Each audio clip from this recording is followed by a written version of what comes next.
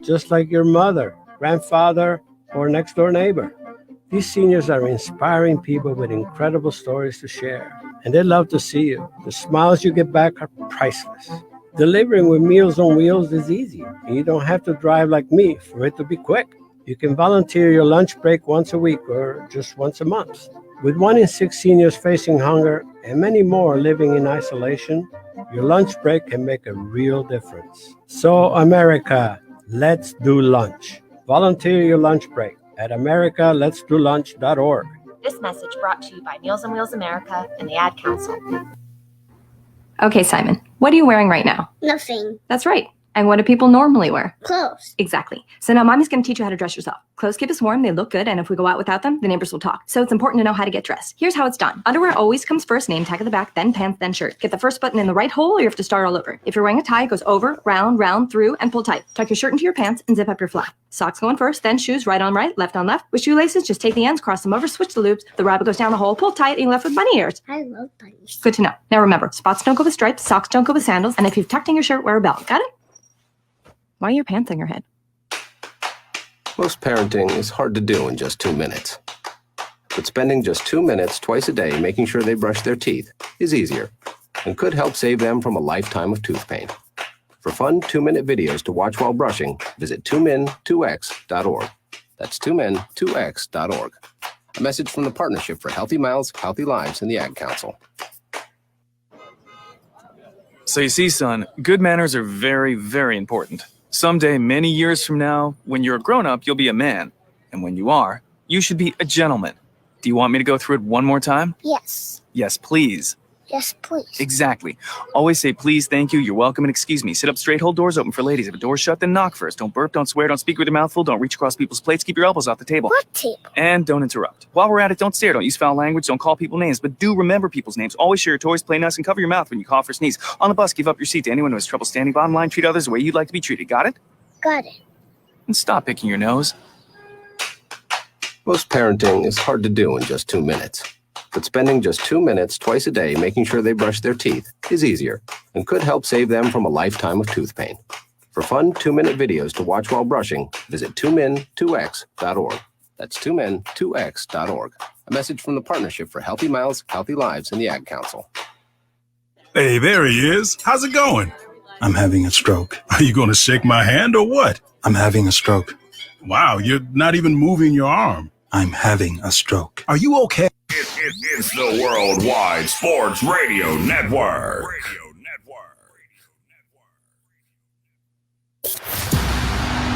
Cause that's the bottom line. Cause Stone Cold said so. And so, goodbye. And good night. Bang! Settle! Because I'm better than you, and you know it. Yes, sir. What the Rock is cooking. Now welcome to Off the Mats with Alex Lowe's and Josh Silverberg.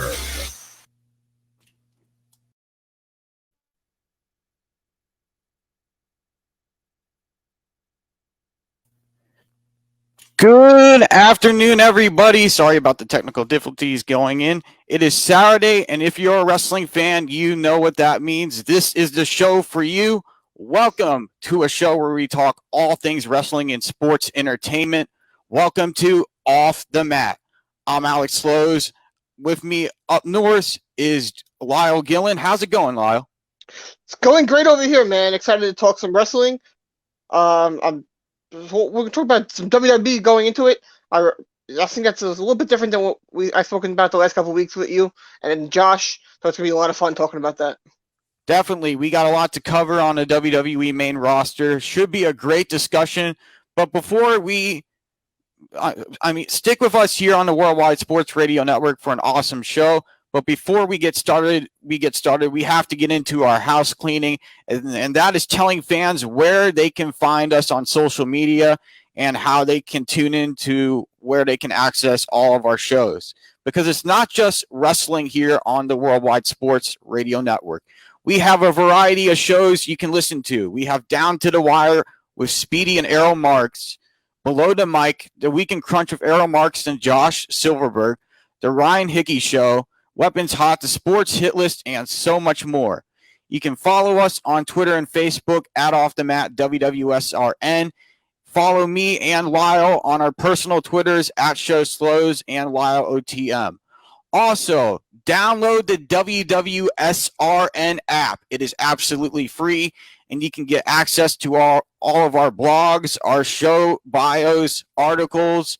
You can get access to all the videos to play back and watch all the shows that have been done, as well as get everything with a push of a button. You can download the app in the Google Play Store or on the Apple App Store. Please check out all the shows because it's only going to get better here on the Worldwide Sports Radio Network. If you have any questions on our topics during the show, you can leave comments below on Facebook Live and on our Twitter page. Okay, Lyle, it's time to get into the WWE main roster discussion. And so far, I think WWE has done a little bit a better job. They are improving, at least they're trying to make things better slightly for the fans. And one of the storylines that has caught my eye has been the Randy Orton versus The Fiend storyline.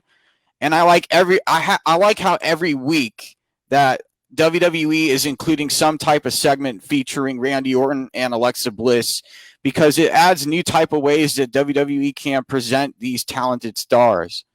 And this week's Monday Night Raw had only one good match this week, which I really enjoyed. It was AJ Styles facing Ricochet. And I think this is something WWE should really focus on and really capitalize on and keep pushing this idea with AJ Styles and Ricochet.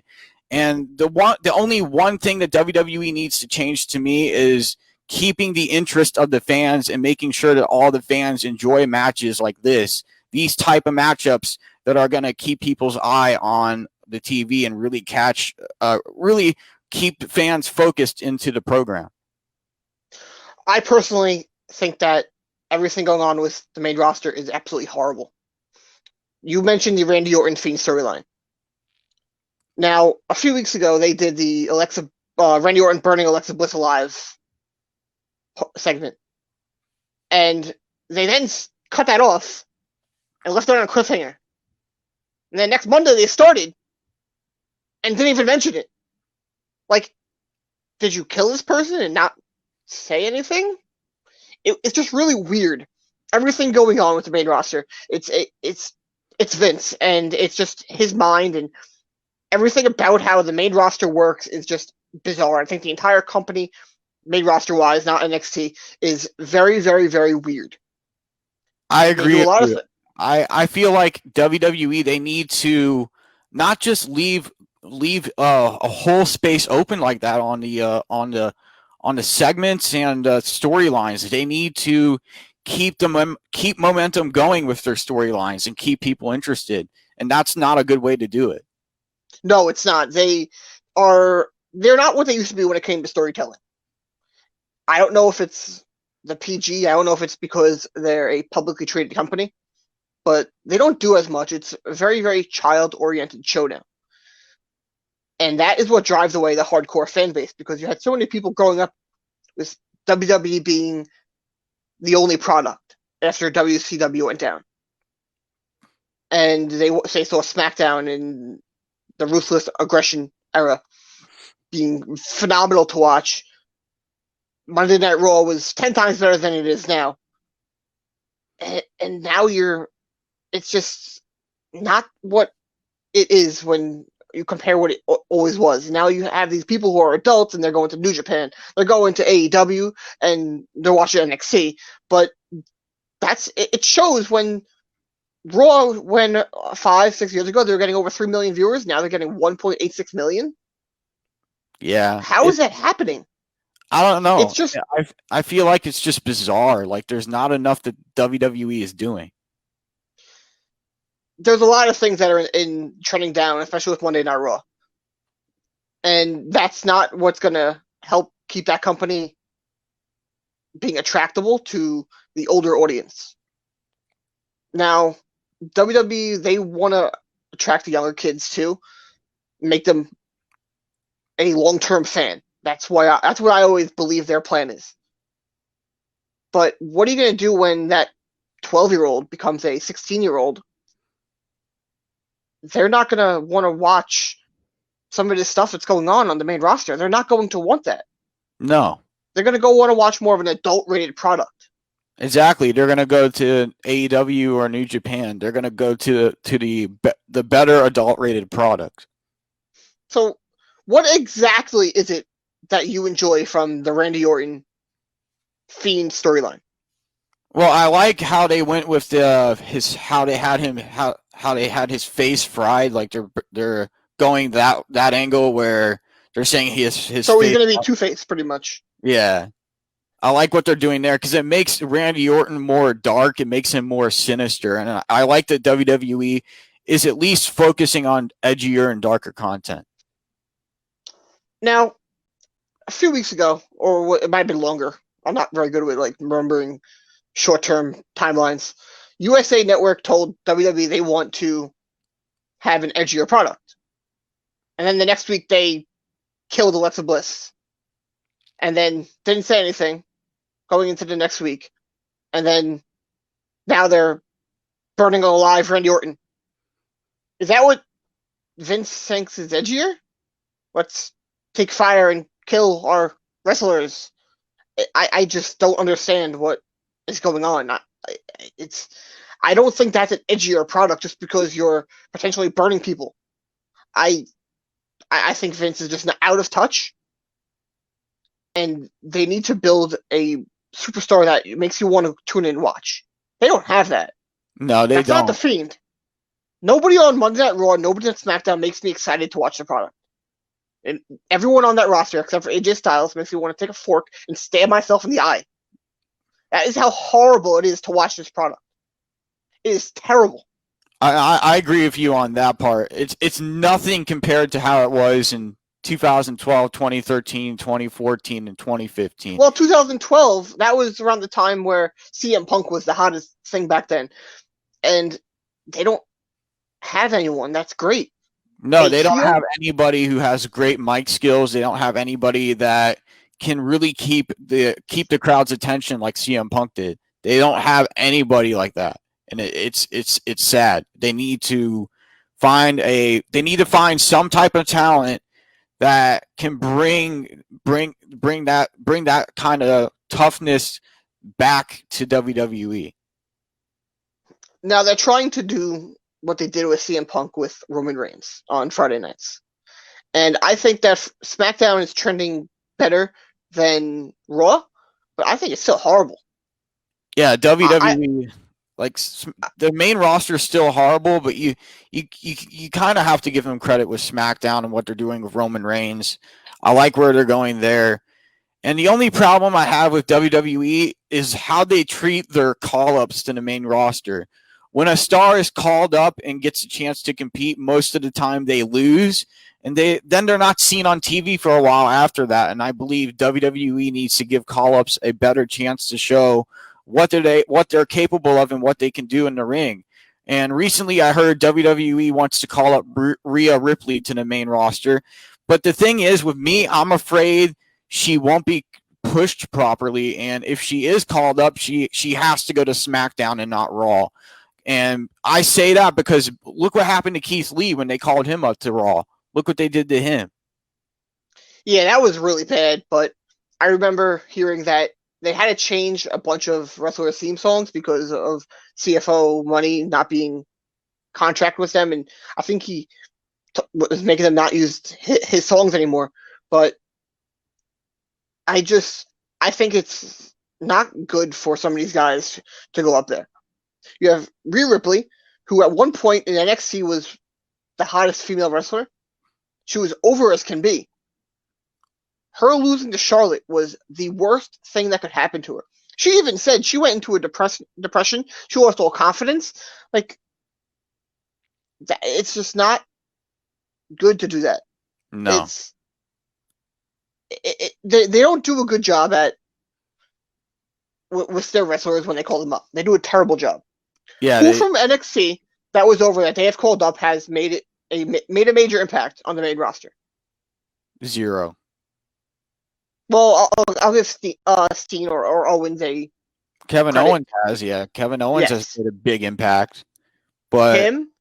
AJ Now Styles, AJ Styles was never in NXT. oh yeah, Rollins and Roman, they came up from NXT, but that was really before NXT was really a major thing. yeah. They came up with the Shield and they immediately pushed him to the moon. And they don't really do that anymore. No. It's and just- with Rhea Ripley, do you think the WWE pushing her to do you think putting her on the main roster is a good idea right now? Or do you think they should just keep her in NXT more and keep trying to build her as a character, build her in her in-ring competitiveness, and try to keep the momentum on her and keep the focus on her? I think until the pandemic is over and they have crowds, they should keep as many people in NXT as possible.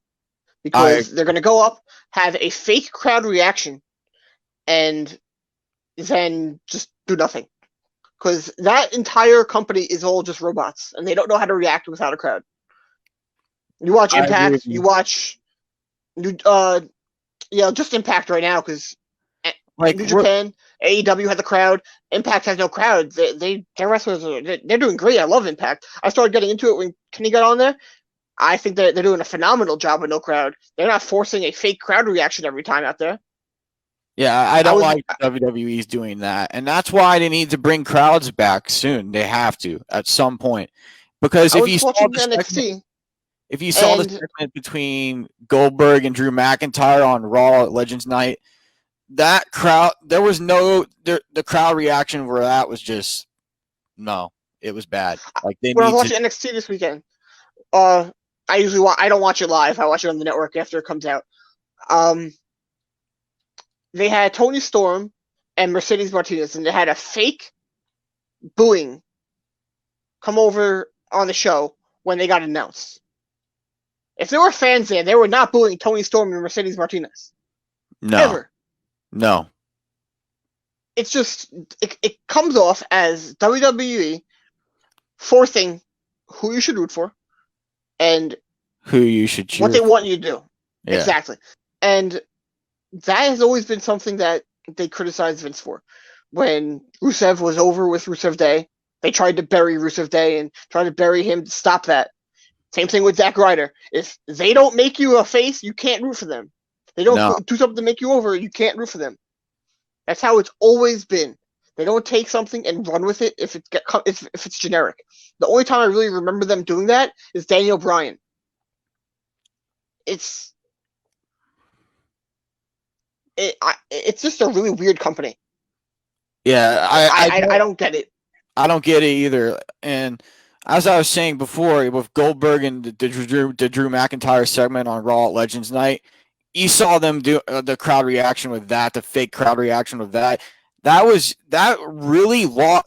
I only had slight interest in that promo for 5 seconds, and then after that, I lost all interest in it. Like, I don't even care about this Goldberg Drew McIntyre match, and I don't even think it should be happening.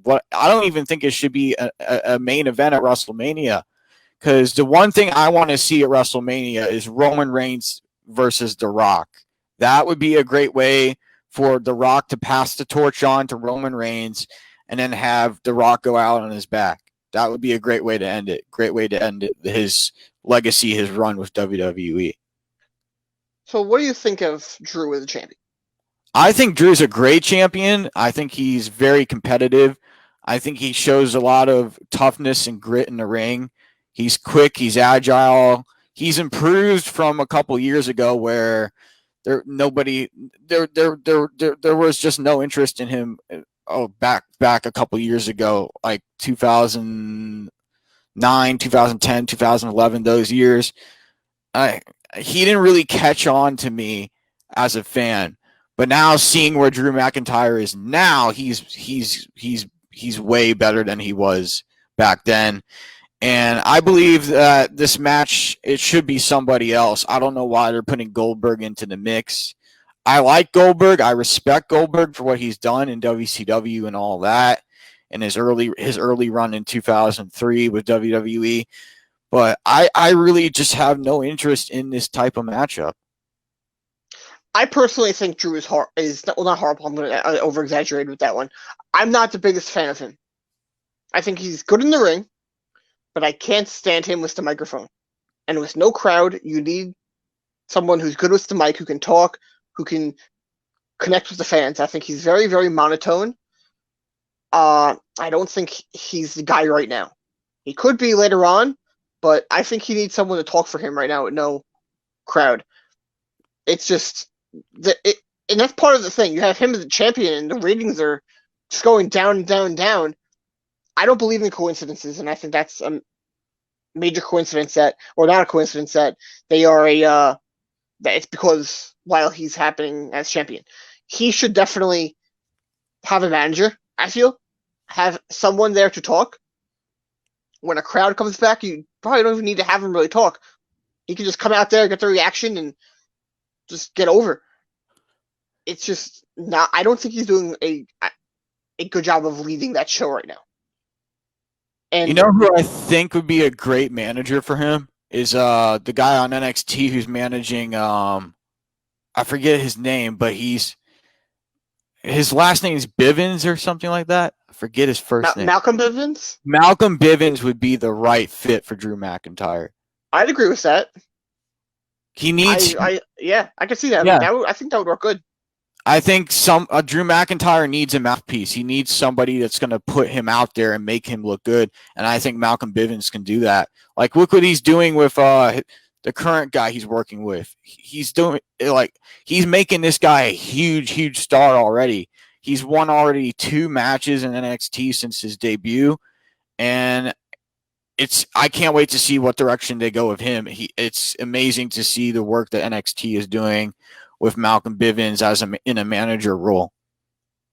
Yeah, he's done a good job in NXT.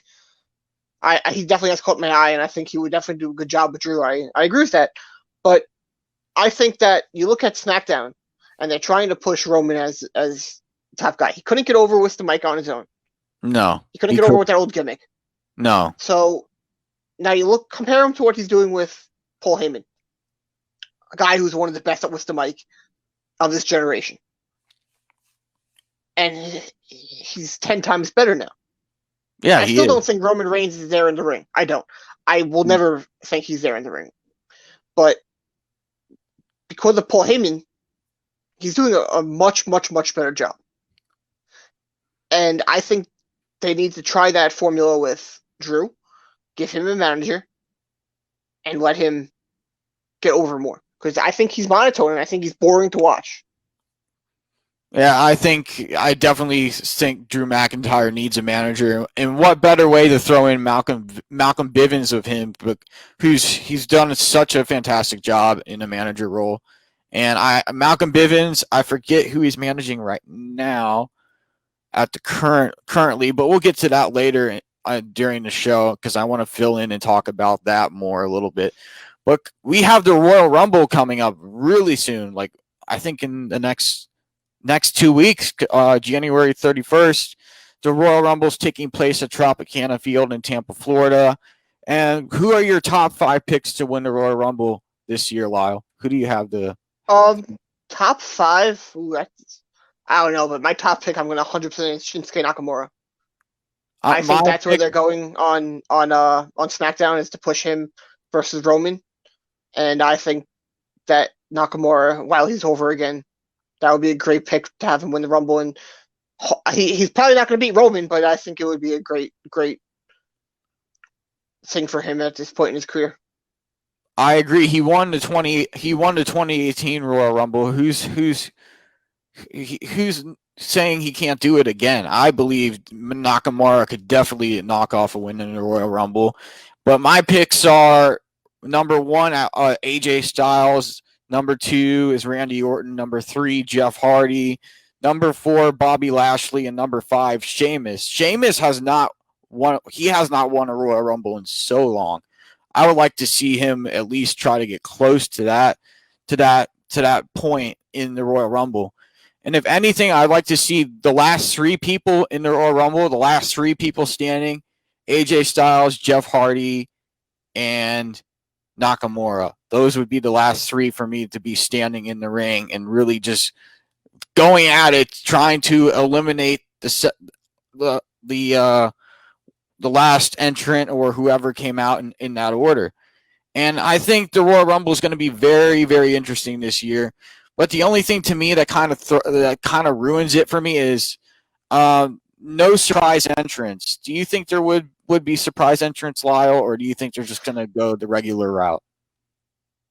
I've been thinking of that, and I think it's 50-50. It'll have to be someone who's generally around there and not far away. It's going to be tough to get someone to come in and have to go get tested, and it's going to be difficult. I think what they're going to do is take a guy like Adam Cole, let him go in the Rumble, and he'll go on a streak and maybe go top 4 or final 4 and then get eliminated. But they're going to do something more of that route, I think, of someone who's a shock to go farther than to have a surprise entrant. Because in today's day and age, that's getting, even if you go get someone who's old, have them come in and get quickly eliminated, that's dangerous. You can't have them come around during COVID, and it's going to be a much different Royal Rumble than we're used to seeing. And yeah, I agree. You're not going to have tens of thousands of fans for the Royal Rumble. It's all going to be digital, and it's going to be a virtual audience instead of a live audience. And to me, that's fake crowd noise. Yeah, and fake crowd noise. And to me, that's just not the Royal. It's not what the Royal Rumble feels like. It's not the right atmosphere. The wrestlers are not feeding off the energy from the crowd. They're not getting that energy from the crowd. I feel like this Royal Rumble, it's going to fall flat. I really do. I don't want to say it's going to fall flat. I think that's a little bit too much. I want to give it the chance. I want to hope that it can do well, because it's a staple in not only WWE but in professional wrestling. And if they can't pull it off with no crowd, that's a bad thing for wrestling right now. You have to. I'm rooting for them to do it. I hope it's good.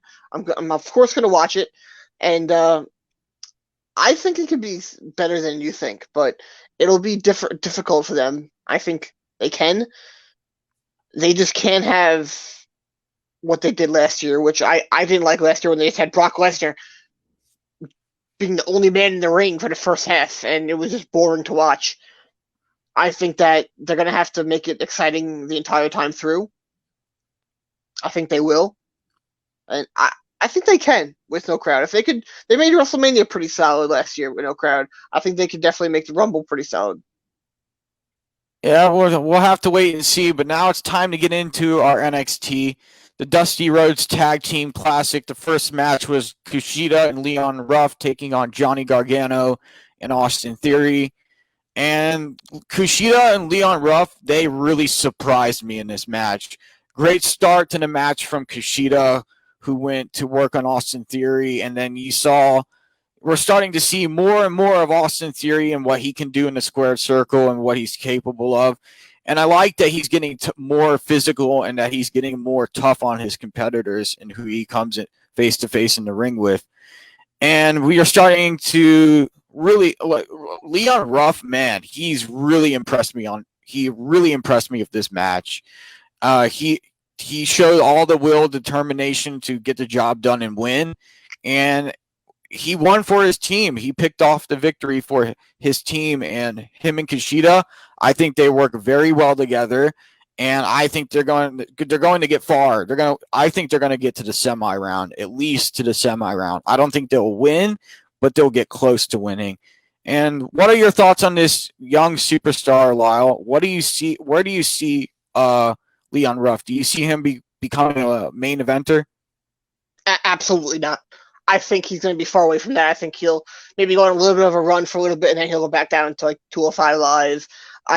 He's not somebody that anybody who likes wrestling can really get into.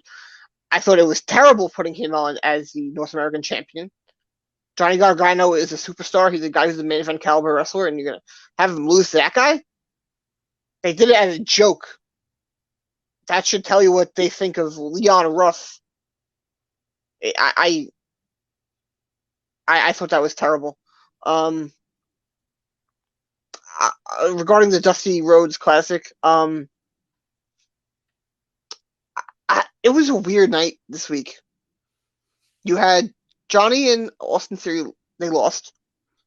Then you had Imperium lose. Mm-hmm. You had them Those lose are your... to Lucha House Party. Why? Yeah. Now, were they in the same side of the bracket? No. They were in opposite sides. Okay. Because if they were in the same side, I would say then one of them should have won, have heel versus face. I guess that kind of sets up who's winning next week. I don't know. I think that it's a little weird. Those are two tag teams that I think can do something. I was excited to see Johnny and Austin Theory. I think Austin Theory is going to become a major star for NXT and the WWE. It was really weird to watch. I will say I loved what they did with Imperium after the match. After the match, they had Alexander Wolf come out, and I think that Imperium could become the next major heel stable in NXT. I agree with that. I think having Imperium look strong, making them look stronger as a tag team, that's what NXT needs to do. That's what WWE needs to do with them, and I cannot wait to see how their heel role turns out.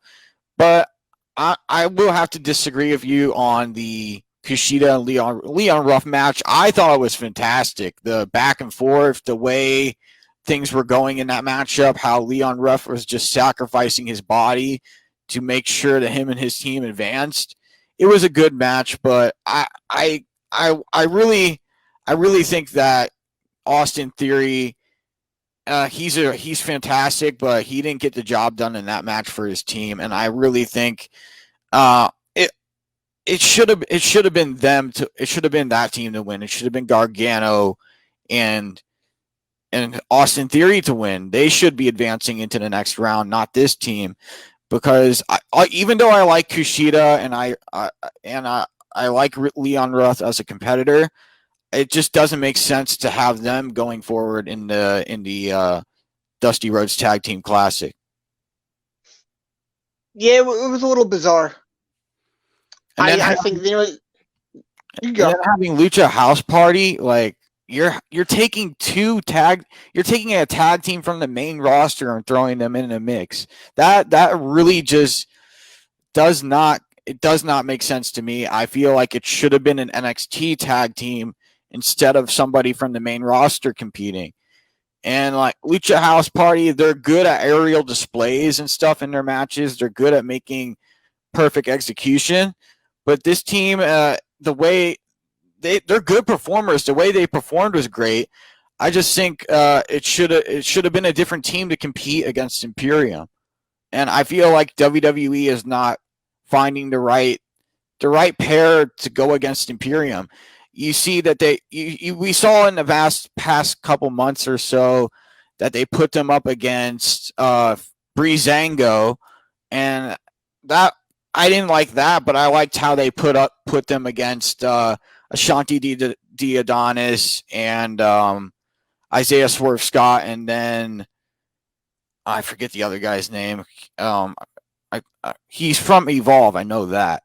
But I feel like that was a better pair for Imperium than just throwing Breezango in. Yeah, I think from a wrestling standpoint, I think that was a terrible matchup between Lucha House Party and Imperium. They didn't look that right the entire match. It just didn't flow very well. Now, I did think that the Way versus Ruff and Kushida was a good match. I had no problem with the match. I just don't. I had no problem with that. It was good. I just don't see Ruff going anywhere really as a singles wrestler. I don't think he can be a draw. I don't really think that he can. I don't think he's a guy who should be a North American champion. I look at the North American title as a guy who's going to get that and then go on to the NXT championship. And if you don't have that set up, then there's no point in ever really giving it to him, which is why I hated him being Johnny Gargano. I'm gonna say for a second though.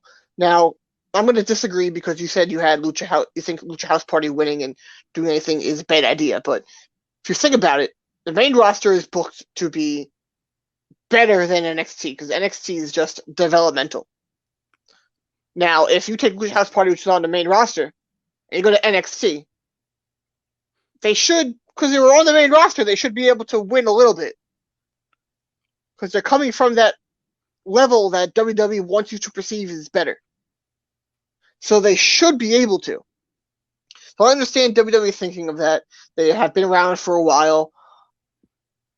Also, it's you don't want it to be too predictable. That's something that NXT does a good job of doing, is not being too predictable.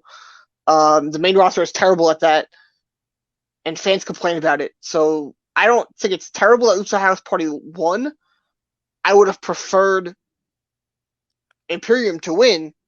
I think they could have went somewhere as a tag team and as a group, as a faction, especially when Walter comes back to the United States. I think he could be a guy who gets the NXT title and can be a mega heel. But they even did it in the Women's Classic, where they had Toni Storm and Mercedes Martinez lose to Kaden Carter and Casey Catanzaro. Yes, I think having some. That match was good. Catanzaro, the way she went off the ropes with that finish, that was insane. That was something I've never seen done in NXT before, and they showed Toni Storm, Mercedes Martinez, great control in the matchup. I like how they were just isolating Catanzaro the whole time and trying to keep her from making that tag. The finisher from Catanzaro, it's something that was brand new to me. But you saw during the match, Mercedes Martinez got taken out by Io Shirai, and then that's how Kaden Carter and Catanzaro were able to capitalize. And I like how NXT is pushing this feud between Io Shirai and Martinez, and the way they're setting it up, it was perfect. And the way they did I agree. This week was great. And if I think Martinez is going to be the one to dethrone Io Shirai finally at some point down the road. It's probably going to be her to dethrone Io Shirai, but if not, it could be somebody else on the NXT women's roster.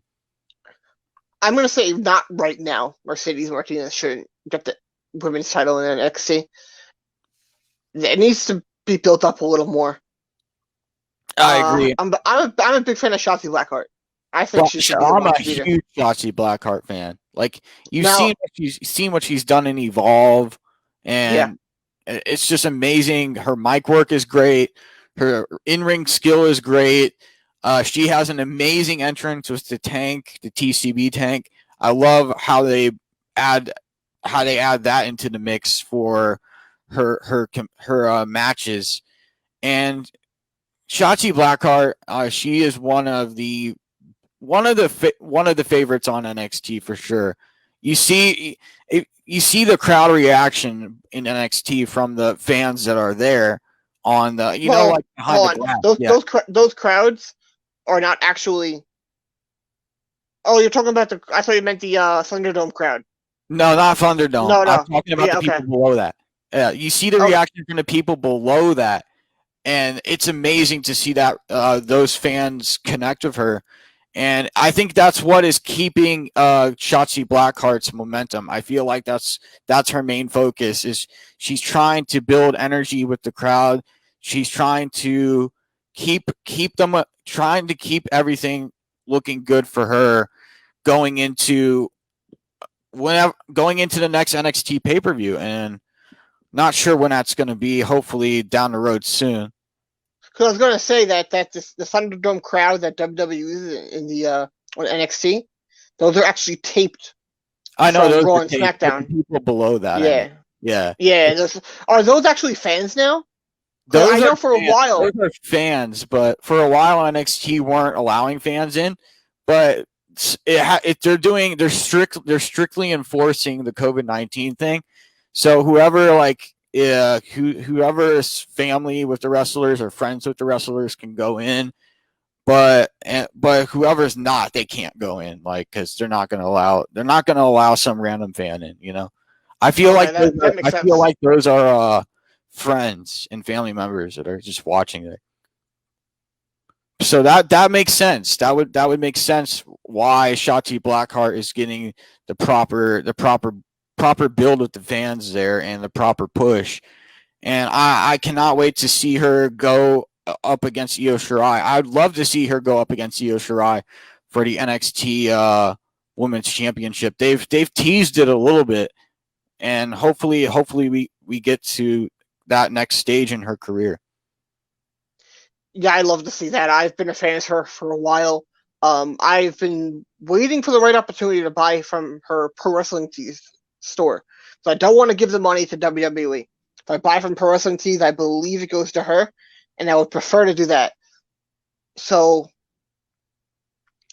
honestly, actually, if you are an NXT fan, you're listening, go on Pro Wrestling Tees. There are a few NXT guys and girls who are on there. Ciampa is, and his shirts are 10 times better on Pro Wrestling Tees than they are on the WWE shop. Go buy from there. Also, you're helping out a smaller business in the WWE shop, so I definitely say go there. But I've been a fan of Shotzi. She has a different gimmick than WWE usually has.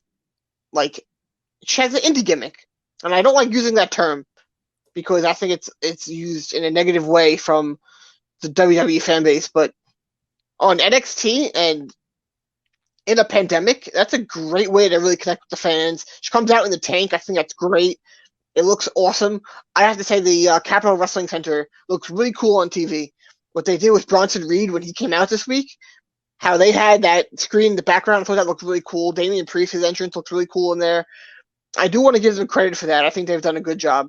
Yeah, they've done Capitol really Wrestling good Center. with the entrances in NXT. I like Bronson Reed's entrance. That's Yeah. really cool. I love how they're putting that in the mix. You're kind of I like what one of the commentators said this week. He said the lizard on his back kind of represents Bronson Reed being the real life Godzilla. That's really cool. I like how they said that. I thought that was cool that they threw that in the mix on commentary because Yeah, it makes that, but it makes sense with the buildings on the screen and everything in the background and the helicopters going over. he has it on his trunks too. He has all the buildings and the skyline. And what did you think about the Fight Pit match? I thought that match was good. I thought it was fun to watch. It was entertaining, and there was a lot of twists and turns to it. Ciampa could not continue. You know, he had his leg surgically repaired. So when Thatcher went like this, and you saw him blocking around his legs and put pressure on his legs, Ciampa could not take that, and he had to force the tap. He had to submit, and I feel like Ciampa could have fought out of that some way somehow. I feel like he could have easily just grabbed the cage above him and kicked him in the face to get out of that. But I think this is a way for I feel like this is NXT's way of pushing. But then we're gonna sit there and break down logical points from a wrestling match that's all scripted, and then we're gonna try and have WWE of all companies be logical.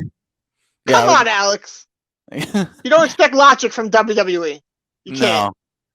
But I did like that match. I liked how the setup around it at the top of the cage, and then I laughed when I saw the setup. I laughed really hard. It reminded me of that WCW match where they had all those different layers. I just laughed. I'm like, what? This looks horrible. It's literally just a steel cage with like wood planks on top. Why did they do that? They just ruined the point of a steel cage match. I don't know. I didn't like the way the match looked. I thought it would be like more of a cinematic match, but I thought the match was fine. I thought the match was fine. The setup was the only. I liked the setup a little bit. I just didn't like the planks above it. Like, what are you doing? Were they gonna dive off head first? I'm watching it like, what's gonna happen here? What are they gonna do? A diving contest? On from the top and what are they gonna do there? It was very bizarre. Yeah, But hey, NXT, it's a bizarre company. Yeah, NXT this week I gave it a 6.5 out of 10. It didn't really catch me that much this week. But when we come back, we'll talk AEW this week in wrestling history, what grinds our full gears, and the finishing move here on Off the Mat. So stick with us here on the Worldwide Sports Radio Network.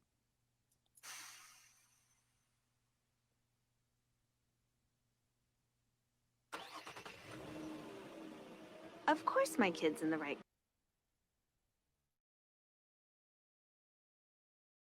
Yeah, my kid's in a booster seat. He was ready to move up. He is ready, right? Her car seat looks like the right size. There are probably rules on when to move up to a booster seat, aren't there?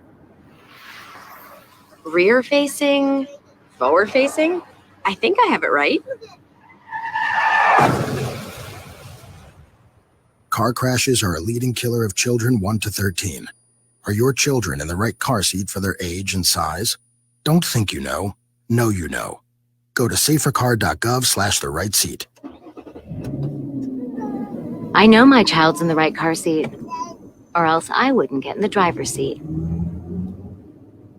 Brought to you by the National Highway Traffic Safety Administration and the Ad Council. You don't usually get a stock tip from a 16-year-old, but I'm here to tell you about a different kind of stock. It's called Better Futures, a stock for social change that's not about making money.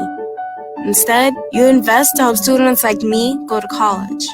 This is beyond a simple donation. It's the opportunity for America to invest in its kids and take an active stake in the future of the country. The return on your investment isn't money. What you get back is knowing you protected our potential. So one day, that potential can grow up to become surgeons and architects, executives and engineers, people who can change the future just by being a part of it. My name is Alicia, and I am your dividend. Invest in better futures with UNCF. Visit uncf.org/invest. A mind is a terrible thing to waste, but a wonderful thing to invest in. A public service announcement brought to you by UNCF and the Ad Council. This is Nnamdi Asamoah. I play football for the Philadelphia Eagles, but what I do off the field with United Way might be more important. I'm a volunteer tutor and mentor. Why? Because over 1 million kids a year drop out of school, and that's not okay. It takes 12 years to create a graduate, but it takes about the same time to create a dropout. And the difference between a child becoming one or the other could be me, or it could be you. Studies show that if we get to these kids earlier, their chances are better. And kids who read well by 3rd grade are more likely to graduate. So join me in United Way. Suit up and take the pledge. Become a volunteer reader, tutor, or mentor. Because when a child succeeds, we all succeed. It's the Worldwide Sports Radio Network.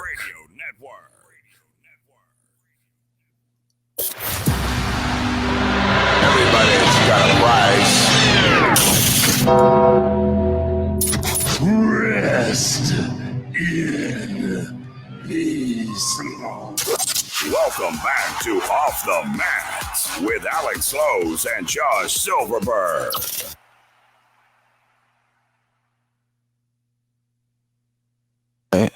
Welcome back to Off the Mat, ladies and gentlemen. I'm Alex Slows here again with Lyle Gillen, and now it's time to get into a short preview recap of AEW. The program opened with the Dark Order facing TH2 and Chaos Project, and we saw John Silver ask Hangman Adam Page if he would join the Dark Order, and Adam Page refused. He said, look what happened to me last time when I teamed with a group. I got stabbed in the back. This doesn't work for me, and it's not going to work for me. And then he walked out and left. And do you think Hangman is going to eventually give himself time to think about joining the Dark Order, or do you think Hangman is going his own way? He's going to join the Dark Order, I think. It's going to take a little while. They're going to stretch it out a little bit, but I'm so happy they're finally having the Dark Order from BTE on the show. I am so excited. I love BTE Dark Order. They are amazing to watch. They show their personalities, and they're letting John Silver, show his personality. Yeah, I love it. It's so It's much gonna fun. be amazing. It's hysterical. I can't wait for that to see how much more they do. I hope they bring back trying to get Hangman to ride 10, because that was my favorite segment on BT in a long time. I could not stop laughing. I almost had to go, I couldn't breathe. I was laughing so hard when if you don't watch BTE and you're a listener or watcher, they had 10 had a It's horse. hilarious. Oh my god. 10 had a horse head on. Yeah, no. And they had a Hangman there, and they're like, "Do you want to ride 10?" And they open the Red Sea of the Dark Order, and he goes, "Hell yeah!" And just walks right over and starts riding 10 like he's a horse. It was hysterical. I think Dark Order is great, and I love watching them on my TV. It's not the same without Brody. It never will be. But no, but I like how they included his son, -1. I thought that was cool. It was really cool. I'm very happy they're doing a great job of taking care of him. But yeah, it was Dark Order is fun to watch. And then we saw the confrontation with the Young Bucks and Don Callis, and then afterwards, after commercial, you see Don Callis of a black guy, and Kenny's like, "What happened to you? Like, what did they do to you? Like, who did this?" And then he accidentally says, "Oh, Nick and Matt." Well, what were Nick and Matt doing at my house? Like, why were they there? And then you see Alex Marvez come in. And it's like, what are you doing? Get out of here! Why you keep following us? Leave, go. And it's so funny how they just keep picking on Alex Marvez all the time. I love how they're putting that in the mix. I like how those angles are going, and they make those angles funny and entertaining. And I think this friendship between the Young Bucks and Kenny Omega, I feel like it's falling apart. And I feel like that Don Callis is going to be the one who puts the final nail in the coffin of this friendship. Yeah, I that's where it looks like it's going. I think they're going to lead to a Young Bucks and someone else versus Kenny and the Good Brothers. Now, while you were saying this, it popped into my head. You asked a question about Heyman joining the Dark Order. I think it could come full swing.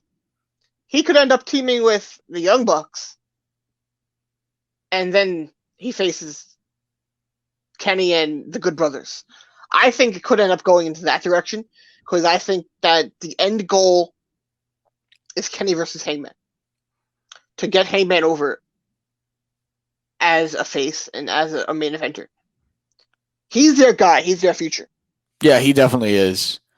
And then I enjoyed seeing I enjoyed seeing this match: Jon Moxley versus Nick Corono, or I forget what his last name is, but Nick Camarado. Yeah, great. This dude's 6'4", 265, and you can tell this man had some power and strength in him due to his size. He's also trained by QT Marshall and Dustin Rhodes of the Nightmare Family. What did you think about this guy's performance, Lyle? And do you like how AEW is bringing in fresh faces like him into talent and giving them opportunities? Yeah, I was really impressed. I think he was on Dark for an episode, but yeah, he looked really good. I read somewhere that he was on NXT for a little bit, or he was in NXT and in the Performance Center, but he looked very athletic. He looked like a guy who can definitely stick around. Hopefully they sign him. But yeah, I was impressed with him a lot. Yeah, I enjoyed his match. And then we saw Matt Sydal, Top Flight versus Private Party and Matt Hardy. I like how their Private Party's being guided by Matt Hardy. You saw after the match how towards the end of the match, I think it was, who was it that got hit in the ribs? Dante Martin took a chair to the ribs from Isaiah Cassidy and behind the referee's back, and then that's how they got the pinfall Private Party.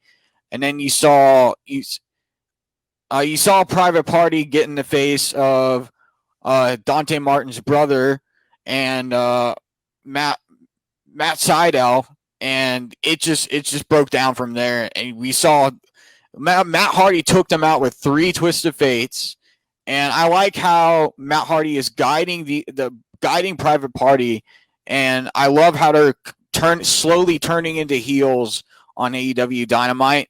And I think it's amazing I think this is going to be the best move for Private Party. I think it's going to be interesting to see how they do as heels, because we've never seen them in a heel role before as a tag team. Well, did you see that they actually won the number one contenders for the Impact titles on Tuesday? So that's going to be fun to watch. Yeah, I'm really excited. I love Private Party. I've been a fan of them for a while. I think they're going to really go somewhere, and I can't wait to see where they go. I think they're going to be one day one of the best tag teams in the world. I agree. And then AEW Revolution, it's been confirmed Darby Allin and Sting will take on Brian Cage and Ricky Starks. That's going to be a good match. And I cannot wait for that. Next week, we have the January 27th of Dynamite and then Beach Break. I cannot wait for those shows. Good Brothers and Young Bucks versus Dark Order. Dax Harwood versus Jungle Boy. Eddie Kingston versus Lance Archer. Cody responds to Shaq. And then for Beach Break, it's Kenny Omega and the Good Brothers versus Ray Phoenix, Pac, and John Moxley. That's going to hit hard. Yeah, that's going to be a hard-hitting matchup. Tag team battle. Great to watch. Kip Sabian, Penelope Ford. I'm not really into that. But then the Britt Baker versus Thunder Rosa, that will be a good match. And this week's AEW, for me, I give it it's a solid 8.1 out of 10 for me. That's a good number for this week's show. But now we have to get into this week in wrestling history, and it's the Royal Rumble 1997, which was a very interesting Royal Rumble because the Undertaker was in it, and Undertaker was the last one to enter, and he took on Stone Cold, who entered at number 5, I think, in that Rumble from the list I was reading earlier. And Stone Cold, I think he had a ton of eliminations in that Royal Rumble. He took out everybody in that Royal Rumble from what I remember seeing.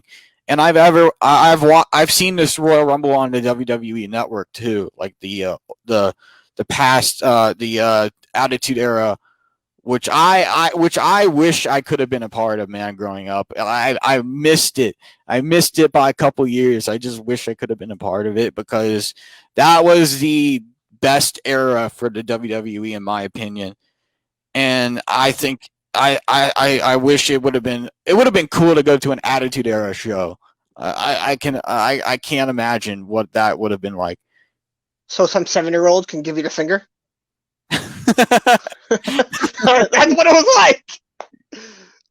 And then we wonder why everyone today is like terrible. Because 6 million of us little kids were all going around school giving everyone a finger.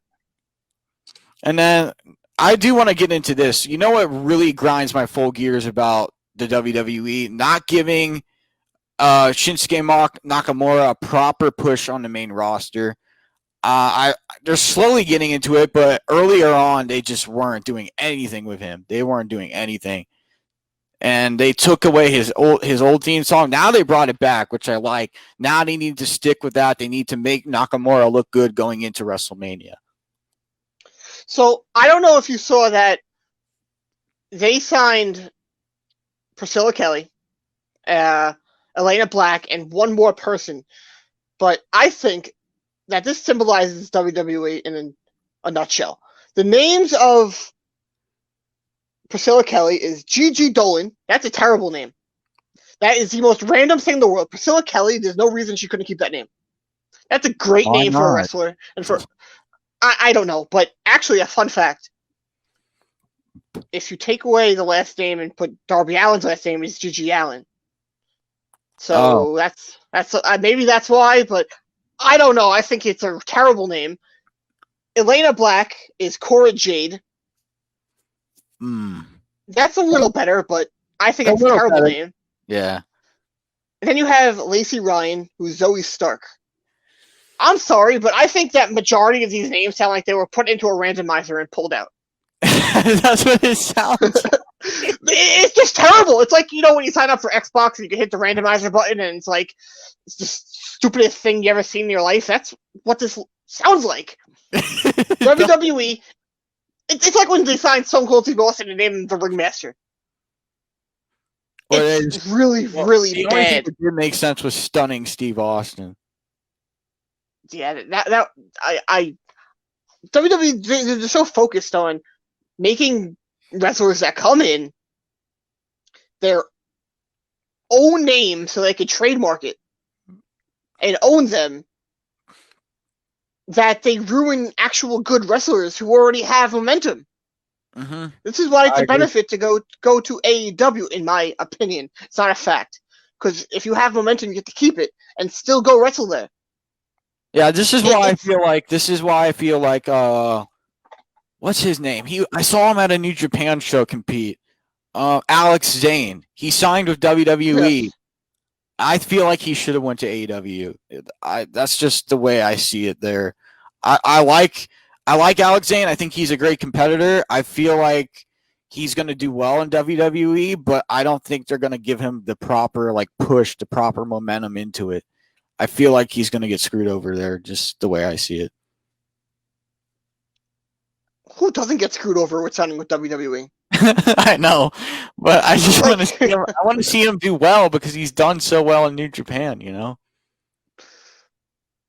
And New Japan has become the farm system. NBC.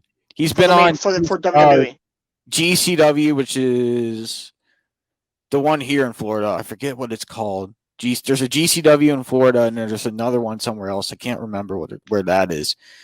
But the one thing I think WWE needs to fix, capitalizing on Jeff Hardy. They've really gone downhill with Jeff Hardy. Like you said, you were talking about it earlier before the show. You were saying the whole. Oh, that was terrible. Yeah. The whole alcohol drug thing is just so bad. They've done it before. I think it was with Hawk a long time ago. It's just Vince has this weird obsession sometimes with drugs and poop, peeing, and vomiting. It's what? I said it earlier in the show. It's a really weird company, and every time you really think about it, it really is. And Vince is almost 80 years old. I can't wait until he steps down and gives it to Triple H, and he can do everything he did in NXT on the main roster. And because everyone really passionately hates WWE, I'm actually a really big WWE fan that hates him because this company is so terrible right now. If that company was good, they would watch. They have probably the best roster in all of wrestling, but look what they are putting out there. Garbage. Yeah. It's terrible. I don't get it. I don't get a terrible it either. Program. But I want to quickly get to the finishing move and then close the show. My finishing move this week is I'm going to Shine Wrestling in Newport Richie, where Eva Lise is going to be there competing against Allison Kay, and then we have Amber Nova taking on Avery Taylor for the HCW Women's Championship. I cannot wait to go to this event. It's going to be fun. Should be a great night. There's, I think, 10, 11 matches on the card, so it should be a good one. What's your finishing move, Lyle, real quick? My finishing move really quick is that I don't think Sting with Darby is a good idea. I don't think it's going to work.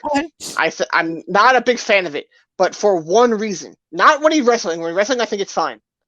But Josh wants him to be a manager for Darby. You're going to tell me a guy who got over in WCW as Crow Sting by not talking is going to be a manager and get over Darby?